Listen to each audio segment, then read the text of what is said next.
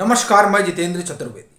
अरविंद केजरीवाल का अब क्या होगा, ये दरअसल बड़ा सवाल है और ये इसलिए उठा है क्योंकि ईडी जो संकेत दे रही है वो संकेत आपके अगुआ और दिल्ली के मुखिया के लिए तो बहुत ठीक नहीं। अब यह स्वाभाविक सवाल उठता है कि आखिर में ईडी ने संकेत क्या दिया है, क्या करने जा रहे ईडी, इस पर तो हम लोग बात करेंगे ही। लेकिन उससे पहले दो तीन चीजें और हैं जिस पर एक बारगी चर्चा करना बड़ा जरूरी है, क्योंकि यह मामला भी दिल्ली से ही जुड़ा हुआ है। दिल्ली में G20 की बैठक होने जा रही है और उस बैठक के लिहाज से दिल्ली को मेहमानों के आगमन के लिए खूब सजाया गया है।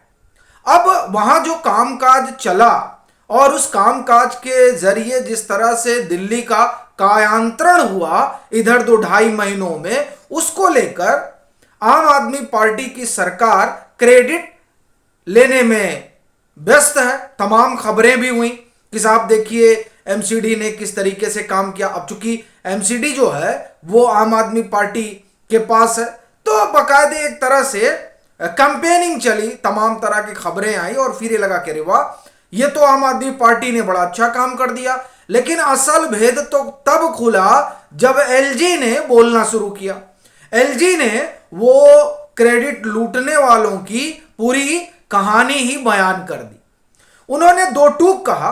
उनका नेटवर्क 18 पे एक इंटरव्यू भी है जिसमें उन्होंने इस बात को साफ तौर पर रेखांकित किया कि आम आदमी पार्टी की जो सरकार है उसकी ये जिम्मेदारी रही कि वो दिल्ली में तमाम तरह की व्यवस्था वगैरह करती, मगर आम आदमी पार्टी की सरकार ने 9 सालों में जो नहीं किया उसे 2 महीनों में एनडीएमसी और जो केंद्र सरकार की मशीनरी है उसने मिलकर इसका कायाकल्प किया। और वो कायाकल्प जो हुआ है वो इन दिनों दिखाई दे रहा है और उसे अपने हिस्से में लेकर उड़ने की जो अरविंद केजरीवाल की कवायद रही, उस कवायद पर एलजी ने कुठाराघात कर दिया और वो सच बयान कर दिया। और उससे एक सवाल ये भी उठा कि जो काम एनडीएमसी ने और केंद्रीय संस्थाओं ने 2 महीने में कर दिया, वो काम अरविंद केजरीवाल की सरकार 9 साल में क्यों नहीं कर पाई। यानी जो आजकल पोस्टर और आप ये कहें कि होर्डिंग और तमाम जो उपागम है उनके जरिए ये जो क्रेडिट हासिल करने की कवायद चल रही है, ये क्रेडिट हासिल करने की कवायद पहले हो जाती तो क्या दिक्कत थी, यानी ये काम पहले भी हो जाता। तो इन 9 सालों में अरविंद केजरीवाल की सरकार ने क्या किया वो दरअसल बताने की जरूरत नहीं है। वो सभी देख ही रहे हैं कि किस तरह से तमाम तरह के मामलों में सरकार फंसी हुई दिखाई दे रही है। हालांकि ये एक अकेला मामला नहीं है जहां क्रेडिट लूटने में अरविंद केजरीवाल फंस गए। एक और मामला है जहां अरविंद केजरीवाल ने यह सोचा कि अब नीतीश कुमार का नंबर लग नहीं रहा है, तो ऐसी परिस्थिति में क्यों ना अपना ही नाम आगे बढ़ा दिया जाए। तो उनका नाम बढ़ता है और किस रूप में, पीएम कैंडिडेट के रूप में, कि ये क्यों नहीं हो सकते और उनकी पार्टी की तरफ से बढ़ाया जा सकता। और बड़ी चीज यह है कि जो पार्टी उनका नाम, मतलब पार्टी के जो प्रवक्ता उनका नाम आगे बढ़ा रहे हैं, वही लोग जब पटना में बैठक हुई थी तो पटना की बैठक के बाद ये ट्वीट कर रहे थे कि नहीं, राहुल गांधी को आगे करना तो बड़ा डिजास्टरस हो जाएगा। वही अब ये कह रहे हैं कि नहीं, इनका नाम आगे होना चाहिए, यानी ये चेहरा होने चाहिए। बाद में न मालूम क्या हुआ कि राघव चड्ढा ने कहा कि नहीं, वो रेस में ही नहीं है। अब लीजिए भाई, ये वही आम आदमी पार्टी है जो पिछले साल यानी पंजाब चुनाव के नतीजे आने के बाद से तो वो लगातार ये कहती रही कि ये जो लोक कल्याण मार्ग की रेस है उस रेस में अरविंद केजरीवाल ही हैं। क्योंकि वो तो यही कहते थे कि साहब भाजपा से अगर कोई लड़ सकता है तो वो सिर्फ अरविंद केजरीवाल है। और गुजरात चुनाव के दरमियान तो उन्होंने बाकायदे ये बात कही भी कि कांग्रेस को वोट देने से कोई मतलब नहीं है, क्योंकि कांग्रेस को वोट देने का मतलब वो भाजपा के पास चला जाएगा। और वो दरअसल मोमेंटम भी यही बना रहे थे। और फिर मनीष सिसोदिया हो, संजय सिंह हो, मनीष सिसोदिया जेल जाने से पहले तक तो यही कह रहे थे कि भाजपा जो है अरविंद केजरीवाल से डरी हुई है। क्यों डरी हुई है? क्योंकि 24 में यही चुनौती देंगे। तो जो अरविंद केजरीवाल और उनके तमाम नेता ये कहते हुए नहीं थकते थे कि यही चुनौती देंगे, और फिर नाम भी आगे आया। लेकिन अचानक क्या हो गया कि राघव चड्ढा ने कह दिया कि नहीं नहीं नहीं नहीं, ये कहीं रेस में नहीं। हालांकि जब ये रेस में आए तो उसका रिएक्शन भी दिखा, पोस्टर से अरविंद केजरीवाल गायब हो गए। लेकिन आप देखिए कि क्या रोचक है कि जब अरविंद केजरीवाल की तरफ की पार्टी की तरफ से यह बयान आ जाता है कि नहीं नहीं वो रेस में नहीं है, तब दूसरा पोस्टर आ जाता है, और उस पोस्टर से जो है उससे राहुल गांधी गायब हो जाते हैं। अब ये भी एक बड़ी अजीबोगरीब चीज है। लेकिन इससे एक बात तो साफ है कि अरविंद केजरीवाल ये समझ चुके हैं कि दिल्ली और पंजाब के सहारे उस लोक कल्याण मार्ग की जो रेस है उसमें कुछ किया नहीं जा सकता है। अभी जरूरत यह है कि अपनी राजनीतिक प्रासंगिकता बनाए रखी जाए, क्योंकि लोकसभा के चुनाव में 2 चुनाव तो दिल्ली में हुए। जिस दिल्ली में आम आदमी पार्टी की सरकार प्रचंड बहुमत में आती है, उसी दिल्ली में लोकसभा के चुनाव में वहीं की जनता इनको खारिज कर देती है।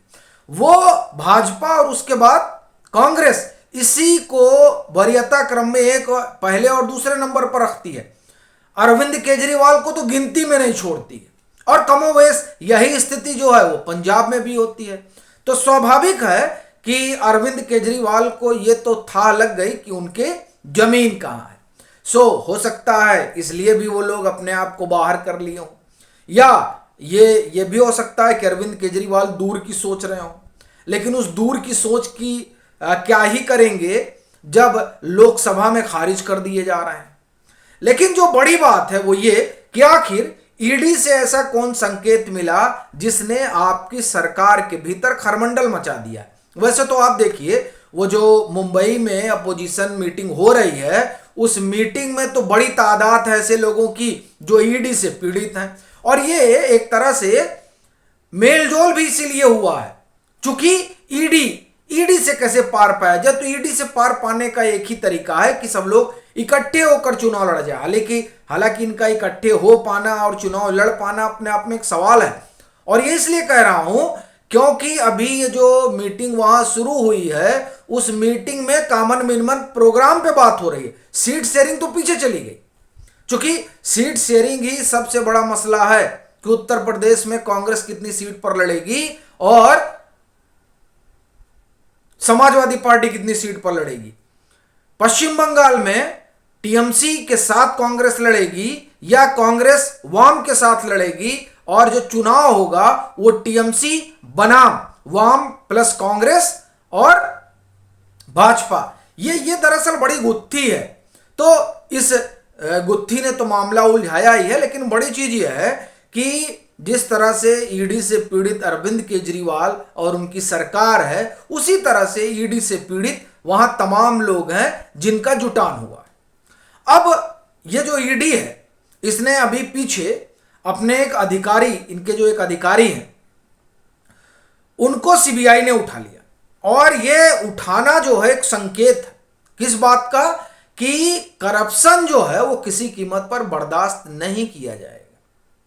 और देखिए इस बाबत जो है भाजपा ने प्रेस कॉन्फ्रेंस भी की, और भाजपा ये कह रही है कि दरअसल इसीलिए अरविंद केजरीवाल और उनकी पूरी पार्टी डरी हुई है कि जो सरकार और जो संस्था अपने भ्रष्ट अधिकारी को नहीं छोड़ रही है, वो उनको कैसे छोड़ सकती है जिनके ऊपर भ्रष्टाचार के गंभीर आरोप लगे हुए।